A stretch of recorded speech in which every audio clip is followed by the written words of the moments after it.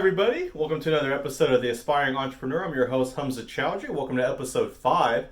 Today we're going to talk about being selective. Now, what is being selective? Being selective is not discriminating, okay? So first and foremost, you should never discriminate against any type of people or any type of customer, okay? Any customer can be the right customer for our business, but it's up to us to understand who the right customer for our business is. So being selective is essentially trying to find the best of the best customers to help us as a business grow and also help us deliver a superior product.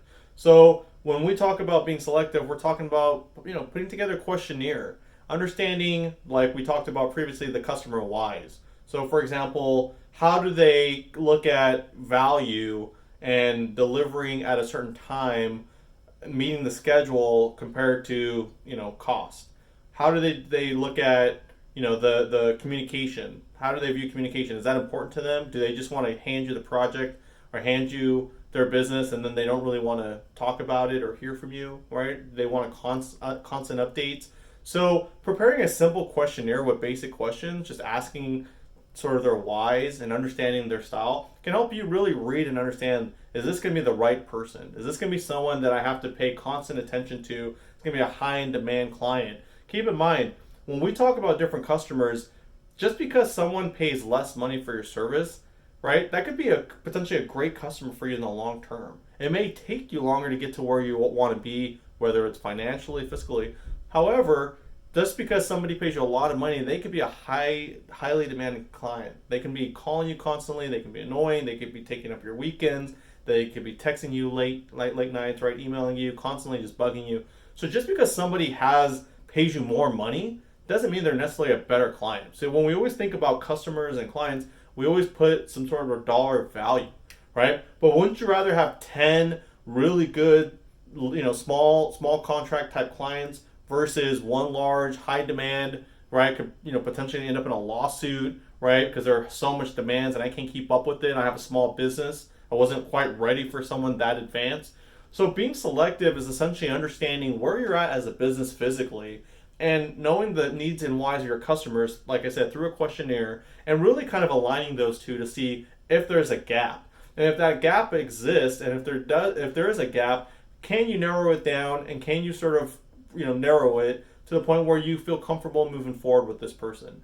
Believe me, you do not want to end up with the wrong customer. If you're with the wrong customer, your employees are unhappy, you're kicking yourself, right? Your employees are complaining about it. It's just going to essentially sour the whole tree, right? And we've talked about that.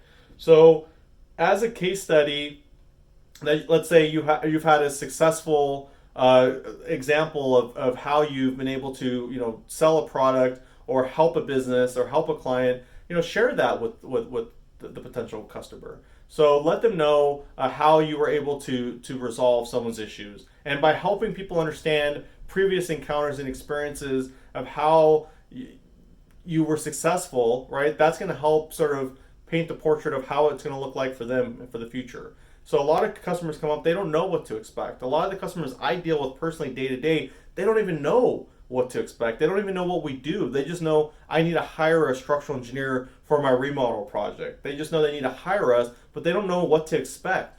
So when we walk through our process with our customers and we're selective and we help explain our process so they can understand and talk about how previously we've been able to take customers similar to them to the finish line, now you can start to get a feel if this is someone that you're going to want to do business with. Is this someone that is going to be similar to that previous encounter that you were able to be successful? Now, again, there are some people who say, you know what, I don't want to deal with these customers, right? I'm not even a people person. I want to be behind a desk doing engineering or work, whatever.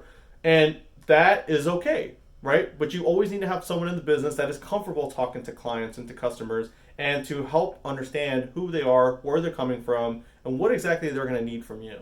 So all in all, being selective is not discriminating, right? It's understanding who the customer is, what their needs are, what their wants are, how you as a business can accomplish that and get them to their goal and to the promised land, and at the same time providing them examples and case studies for them to sort of visualize themselves how you'll be able to do that. Once those two things are accomplished, now we can start talking about doing business together. I can feel comfortable, you can feel comfortable, and we can proceed forward. Okay? So that's all for being selective. I'll talk to you guys later. Have a good one.